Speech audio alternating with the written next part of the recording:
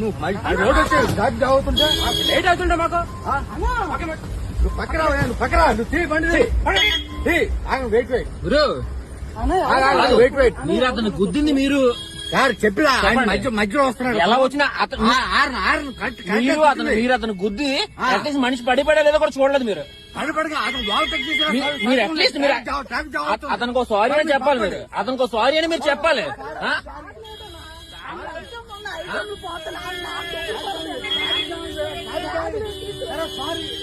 sorry కాదండి,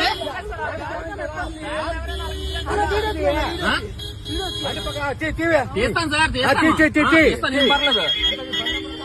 రాసుకోరు